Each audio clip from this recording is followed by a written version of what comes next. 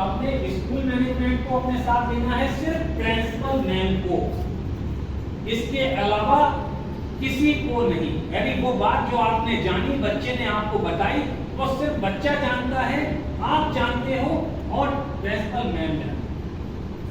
और अगर principal ma'am के बगल में कोई और भी बैठा है, उस समय कोई वर्किंग के लिए आया है या आप कोई डिस्कस कर रहा है, तो उस समय भी आपको प्रिंसिपल मैम के सामने वो बात नहीं करनी है।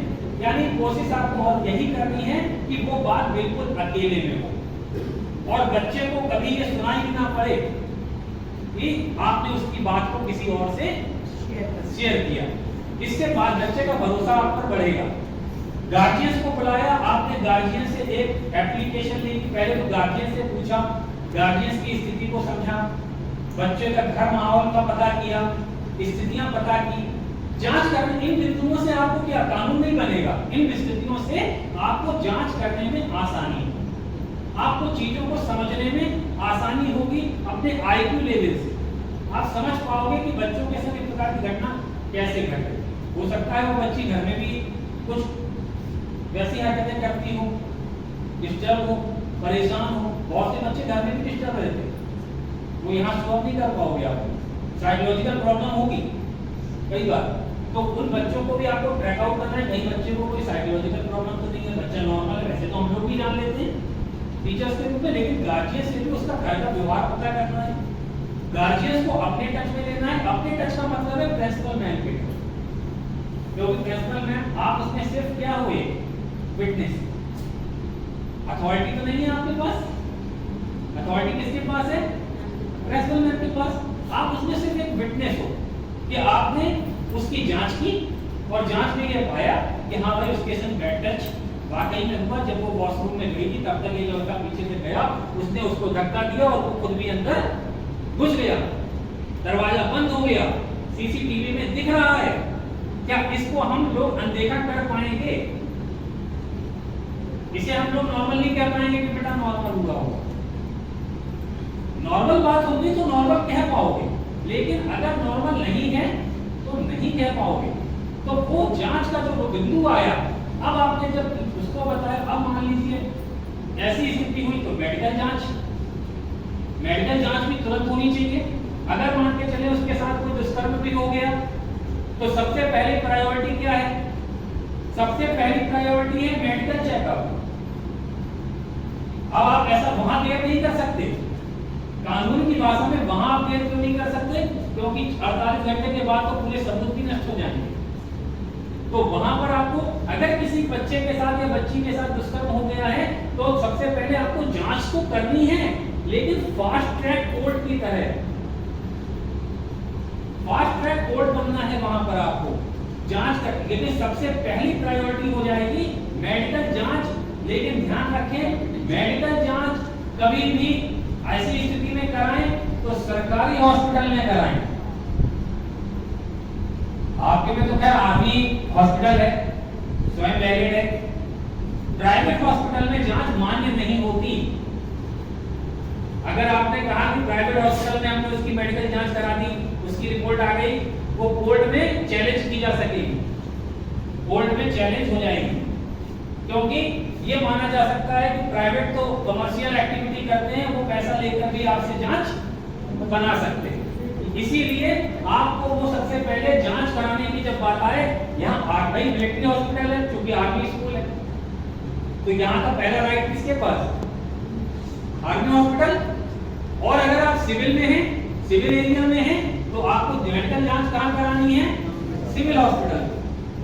सिविल हॉस्पिटल में पर्चा बनेगा बच्चे के नाम से, बच्चे की जांच होगी, पूरी रिपोर्ट आप लोगे तो वो रिपोर्ट वैलिड मानी जाएगी। क्योंकि अब आपने उसके गार्जियंस को बुलाया, गार्जियंस ने कहा रुको रुको अभी हम एक काम करते हैं, हम पहले बच्चे से पूछेंगे शाम को, अब 1-2 दिन में हम आपको बताएंगे कि क्या करना है। इस 1-2 दिन के अंतराल में क्या होगा, प्रूफ खत्म हो जाएंगे। इसलिए हम लोगों को मेडिकल जांच तो तुरंत करा देनी है। उससे फायदा क्या होगा, उससे श्योरिटी पता चल जाएगी ना।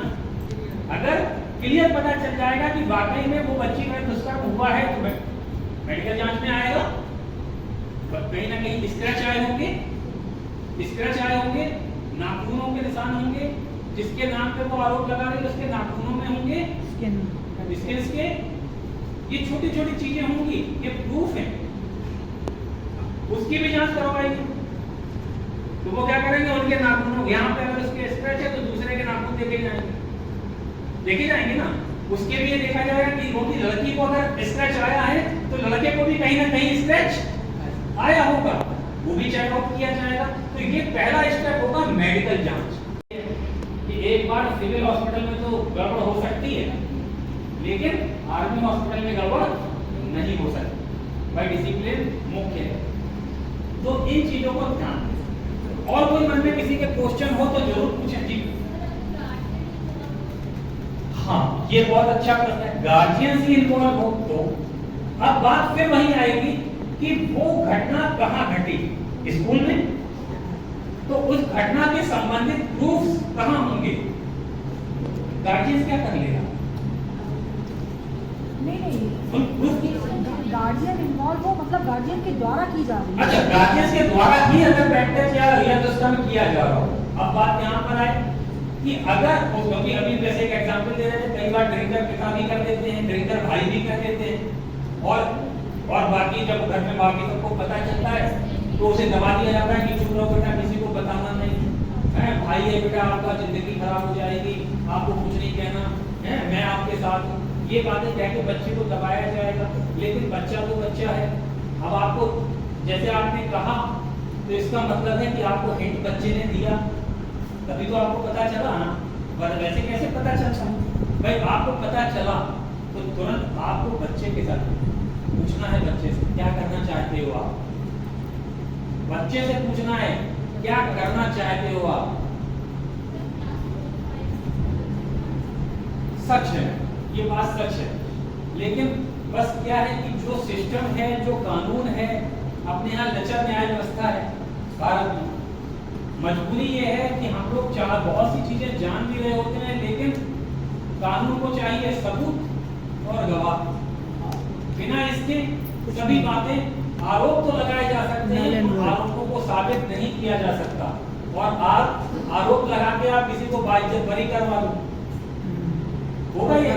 भाई अगर सबूत नहीं होंगे, गवाह नहीं होंगे, आपकी तारीखें तो चलेंगी, लेकिन वो तारीखें कभी न्याय का आदेश नहीं बन पाएंगे। एक समय ऐसा आएगा कि आपको जज भी एक चीज कहेगा, सबूत और गवाहों के अभाव में मुजरिम को बाइज्जत करेगी, फिर वो उसको और एनकरेजमेंट दे छूट जाएगा। तो इसलिए जुवेनाइल कोर्ट, बच्चों से संबंधित केस इसीलिए जुवेनाइल कोर्ट में देखे जाते हैं। जुवेनाइल कोर्ट में बच्चों के लिए एक स्पेशल बाल संरक्षण समिति है जो कार्य करती है। CWC आपने नाम सुना होगा, चाइल्ड वेलफेयर कमेटी होती है, हर जिले में है, अपने यहाँ भी है, अपने यहाँ बनी हुई है बीकेडी पे जो मुन्नालाल पावर हाउस है, उसके जस्ट सामने आप देखिएगा तो किशोर न्याय बोर्ड का नीचे इलाहाबाद बैंक है और ऊपर फर्स्ट फ्लोर पे वो अपना ऑफिस है, वो जुवेनाइल न्याय बोर्ड है। वहां पर बच्चों की गिरी, जैसे आपने केस दिया तो आप केस कहाँ दो, जुवेनाइल में दो। फायदा क्या होगा? कोई पुलिस नहीं आएगी, कोई पुलिस आपको परेशान नहीं करेगी कि टीचर हैं आप बताइए, आप आइए, आप अपना बयान दर्ज कराइए, वो चीज। तो ये जी मैम, अभी तो सच बताएं, अभी तो कमी नहीं आई, मामले बढ़ते जा रहे हैं, अभी कमी नहीं आई। कमी आएगी कब? जो हमने सबसे पहले बोला कि यदि हम सभी टीचर्स ये ठान लें कि कमी लानी है, तब ला सकते हैं।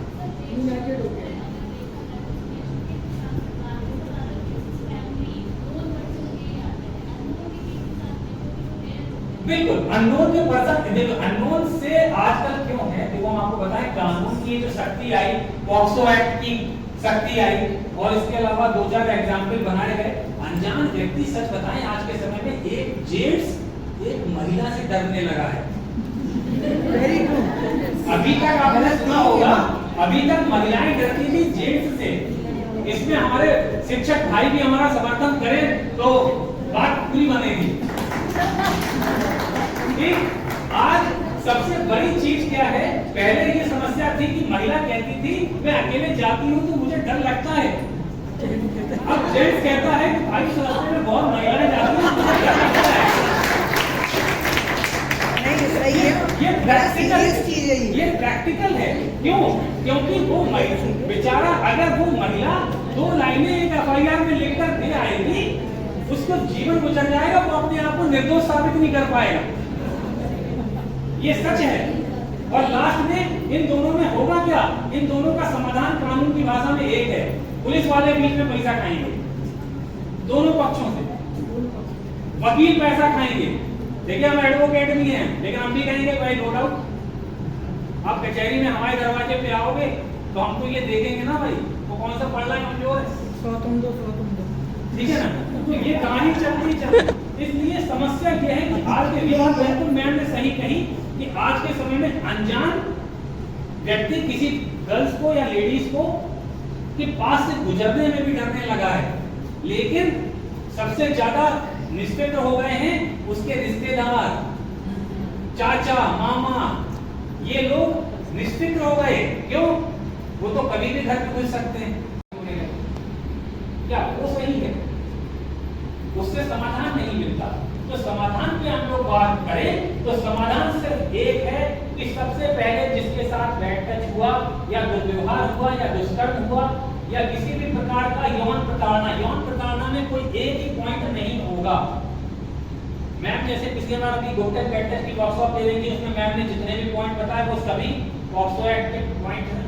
तो कई बार हम लोग उन अपराधों से समझने के लिए हमें बच्चे का फ्रेंड बनना है, गार्जियंस का भी फ्रेंड बनना है, गार्जियन से गार्जियंस लेवल पर बात करनी है, बच्चों से बच्चे लेवल पर बात करनी है। लेकिन बच्चों की बात अपने आसपास के टीचर्स और स्कूली उनके क्लास के बच्चों के सामने बिल्कुल भी सीक्रेट बनाए रखना है। अगर अपन ये कर सके तो फर्स्ट स्टेप पूरा कर पाएंगे पॉक्सो एक्ट का। फर्स्ट स्टेप है बच्चे की लिखित शिकायत संबंधित पुलिस थाने में एफआईआर के रूप में दर्ज करना। अगर आप ये पाते हैं कि मामला बहुत गंभीर प्रकृति का है तो एफआईआर करनी तो पड़ेगी। नहीं करेंगे तो वो अपराधी उस बच्चे के साथ और भी बड़ी घटना कर सकता है। कई बार बड़े आपने कहा कि बच्चे हुए तो आप समझा लोगे। अब मान लीजिए किसी बड़े टीचर ने या किसी बच्चे के साथ कोई दुर्व्यवहार किया, अब आप कहोगे हम उनसे दुश्मनी क्यों लें, वो बहुत खराब है, दबंग है, पता चला हम स्कूल से निकले तो हमारी लड़ाई होने लगी। इन डरों से क्या होगा, आप अगर बहसबाजी में पड़ोगे तो आप उलझ जाओगे, क्योंकि समाधान आप एक लिमिट तक ही ले जा सकते हो स्कूल टाइमिंग में। अगर आपसे ये भी कह दिया जाएगा कि आपको इस बच्चे के लिए रुकना है शाम तक, स्कूल की छुट्टी हो जाए लेकिन कोई बात नहीं आपको रुकना है इस बच्चे को लेके, क्या आप लोग रुक जाएंगे? टेंशन हो जाएगी? टेंशन होगी कि नहीं होगी? कहाँ उलझ गए हम, फंसा लिया देखो हमें, हम क्या पड़ी थी हमें, हम इस बच्चे के लिए उलझ गए। उस समय आपका वो टाइम आपको उस बच्चे के लिए नेगेटिव कर देगा, क्योंकि एक लिमिट है, उस लिमिट से ज्यादा आप नहीं जा पाओगे, चाहो भी तो नहीं जा पाओगे। अपने स्कूल की इमेज खराब हुई, क्या स्कूल मैनेजमेंट के चाहेगा? लेकिन हर चीज का प्रूफ मांगा जाता है, हर चीज का प्रूफ मांगा जाता है, प्रूफ कहाँ से आएगा? प्रूफ कहाँ से आएगा? तो यहाँ पर इसीलिए हम लोगों को ध्यान देना, जैसे अभी एक मैम हमारे बीच में बैठी थी, मैम पीछे चली गई, काउंसलिंग मैम थी, तो काउंसलिंग मैम ने बहुत अच्छा कहा कि हम लोग पहले उस चीज को समझते हैं, जांच करेंगे। जांच करने में भी जहाँ पर जिसके ऊपर आरोप लगा है उसके ऊपर ये जिम्मेदारी उसकी बनती है कि वो अपने आप को बेगुनाह साबित करे। आरोप लगाने वाले के ऊपर तो कोई गारंटी नहीं, भाई वो तो बच्ची है, वो तो बच्ची है और 18 साल की से कम है, वो आपको सहमति भी दे दे, वो आपको सहमति भी दे दे कि आप मेरे से पेट टच कर लो और आपने किया और वो आप पे आरोप लगा दे और आप कहो कि बाद में उसने तो सहमति दी थी, तो वो सहमति भी मायने नहीं रखती। तो पॉक्सो एक्ट में इस बात का भी विशेष ध्यान रखें कि सहमति अगर बच्चे या बच्ची के द्वारा 18 साल से कम है और उसने अपने साथ दुर्व्यवहार करने की सहमति भी यदि आपको दी है तो वो सहमति भी कानूनन रूप से नहीं मानी जाएगी। आप उसमें समझौता भी नहीं कर सकते, उसमें समझौता भी नहीं हो सकता। ये भी नहीं हो सकता कि कोर्ट में केस चला गया और बाहर आपने कहा कि हम लोग दोनों पक्षों ने हम लोगों ने समझौता कर लिया है। सर, समझौता बाकी अपराधों में होते हैं, जमीन प्रॉपर्टी के केसों में होते हैं, लेकिन पॉक्सो एक्ट में समझौते का प्रावधान नहीं है। यहाँ अगर केस आगे गया है तो वो समाधान तक तो जाएगा। अब समाधान होंगे दो, या तो वो आरोपी अपने आप को निर्दोष साबित करे तो उस बच्ची को सजा मिलेगी, उसके गार्जियंस को सजा मिलेगी, जो उसे उकसा रहा था गलत आरोप लगाने के लिए उसको सजा मिलेगी। लेकिन अगर आप अपने आप को निर्दोष साबित कोई व्यक्ति नहीं कर पाया तो उस व्यक्ति को भी सजा मिलेगी। यहाँ अपराध की गंभीरता के अनुसार ये हम लोग बड़े आराम से कह रहे हैं कि 6 महीने, 1 साल, 2 साल, 3 साल और मृत्यु दंड तक की सजा है। लेकिन ये सजा गूगल में पढ़े तो हम लोग सिर्फ पढ़ सकते हैं, गूगल में पढ़े तो सिर्फ हम लोग पढ़ सकते हैं। वास्तविकता ये है कि कोर्ट ये डिसाइड करेगी सबूत क्या है, गवाह क्या है, सबूत, गवाह, तथ्य, घटनाक्रम, समय क्या बोल रहा है, उससे ये पता चलता है कि अपराध की गंभीरता क्या है।